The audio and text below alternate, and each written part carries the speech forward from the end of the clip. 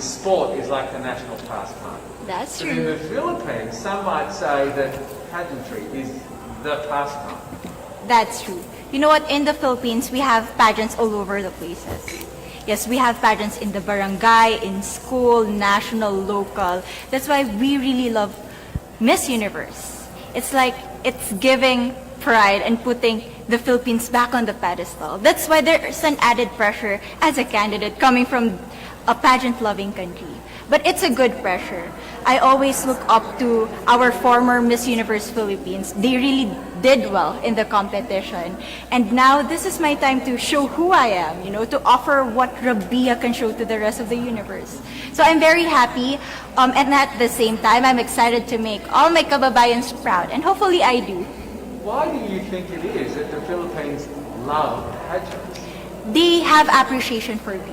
We do love pageant because we used to think that we wanted to be included in the world. I have to be honest, in the Philippines, my skin color used to be not the standard of beauty. I was obsessed whitening my skin because these are the kinds of beauty queen we see on the mainstream.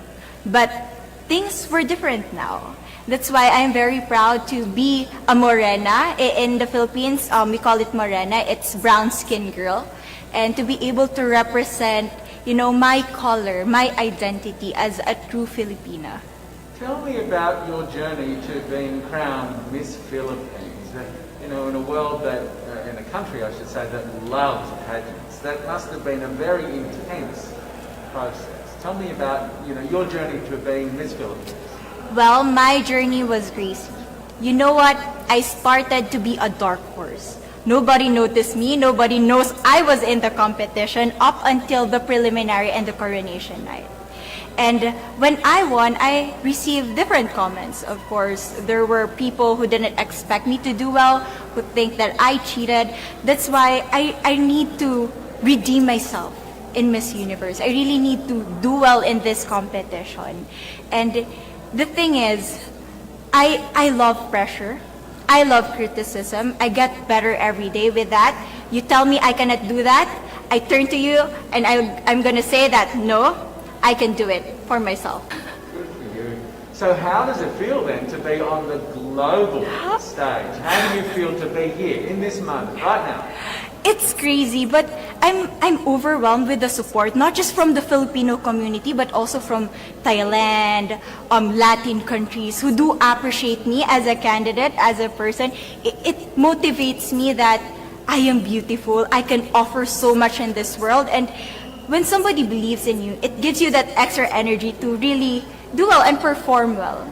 Do you have a sense with the girls, all of the girls competing, you're competing, but is there a sense of camaraderie with all of the girls? Is there like a real spirit to, sort of motivate each other to do better? You know what? I have a different idea about Miss Universe. I thought it's going to be very competitive, in a healthy way, well, of course. But now I can see every girl helping each other, from fixing those hairs, from trying to zip up those outfits. It speaks of the closeness and the kind of camaraderie that we want to have. The goal of Miss Universe is not just to crown one girl, but also to build a genuine and long-lasting friendships among us. Would you say within the Miss Universe world, the contestants, is there a sisterhood? Are you sisters?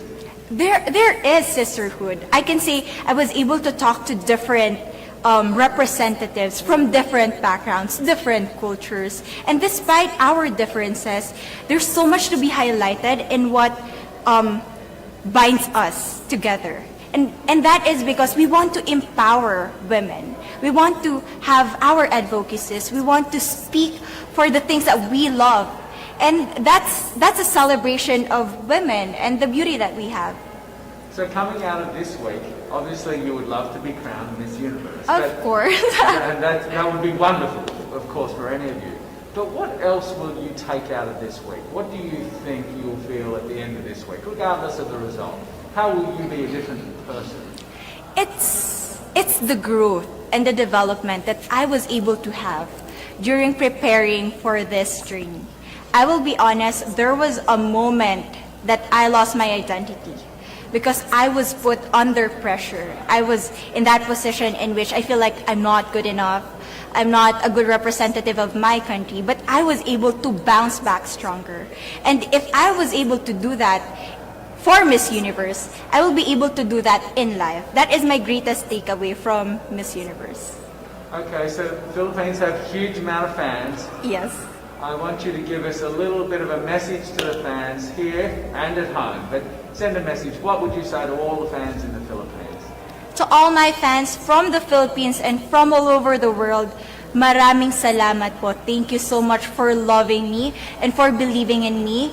It means a lot to somebody who is so naive in this industry, who has no idea how to become a beauty queen on the first day of my journey. But because of your love and support, I was able to be the woman that I am today. And regardless of the result, I may or I may not win the crown, but one thing is for sure, I'm gonna make you all proud.